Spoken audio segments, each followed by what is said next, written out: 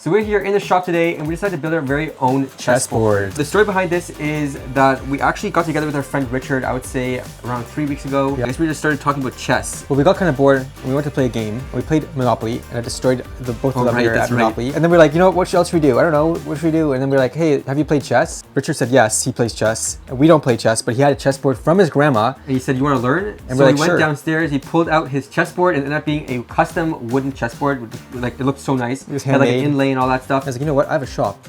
I can make my own. So we decided to make our own chessboards. So that's today's video. We do have them completed, almost completed right here. We do have some more work to do on it, but as you can see, there's one piece right here. At first, our mind was on building one, and we ended up building two by accident, and that's because we started adding some extra things to this one we were building. We wanted to add something extra, which is these dark strips in between each square. And we ended up laying it out, and we ran out of wood, and we're like, you know what, why don't we just keep this one with the original idea, which is without the wood in between. I actually ended up searching through the whole stockpile of scrap wood I have, because I keep every little piece, and we actually had enough scrap wood to make 2 chessboards. So that's pretty decent. So we got mahogany, black walnut, and of course, we got ourselves some sugar maple. Here in the area where we live in Canada, there's a lot of sugar maples around because people tap their trees to make that good, delicious maple syrup, which we love to do. And we're gonna do that again this year. So far, we're at this stage of building the chessboard, and now we're gonna go over how we actually got to this stage.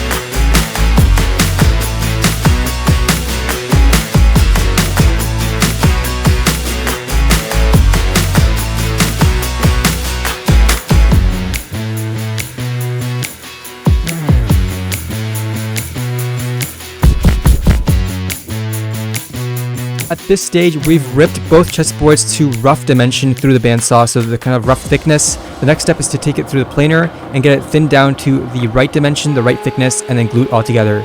As you can see, the chessboards are coming along.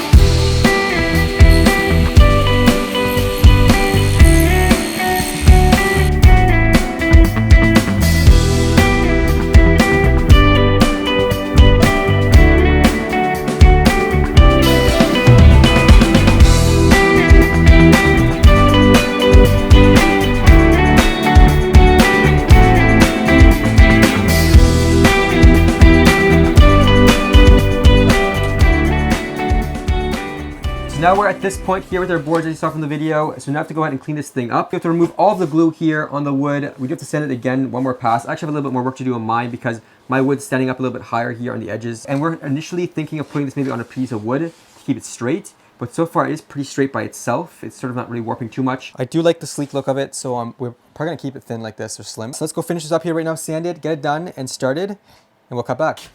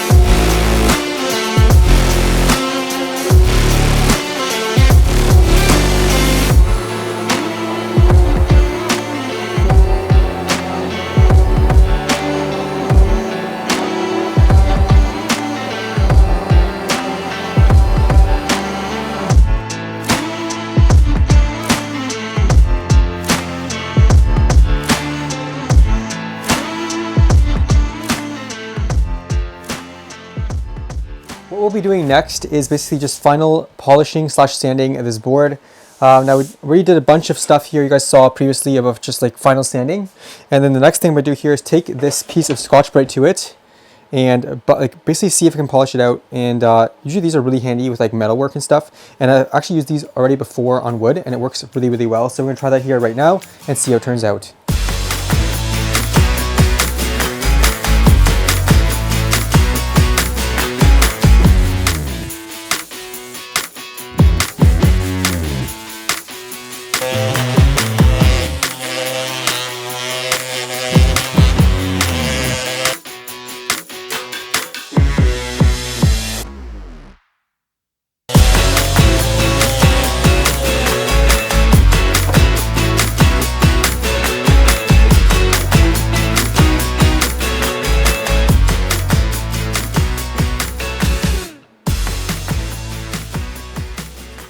Okay, so after doing this, it's actually insane of how crazy this actually became. It became so polished.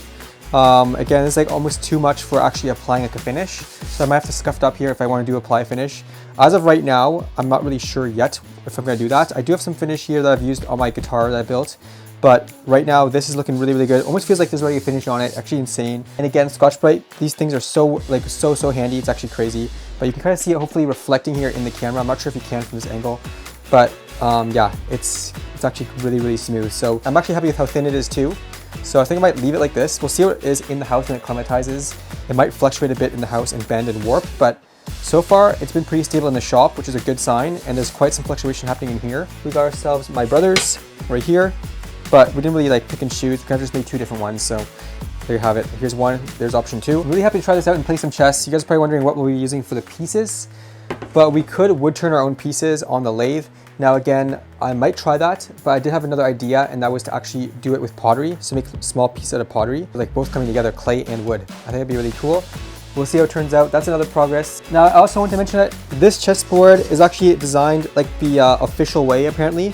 So each cube is within 2.5 inches. So that's exactly what we did here. These are actually 2 1/4 on each one. 2.5 inches exactly between the dark and the dark. So technically this is a legal size board all the way around. So that's it's actually impressive how big these boards actually are in person. I didn't really know this until I actually built one. We had a smaller board when we first played. Especially really like the accents here with the mahogany, the maple, and of course the black walnut. I was hoping to actually use black walnut for all the cubes at first, but now looking back, I'm glad we went with mahogany.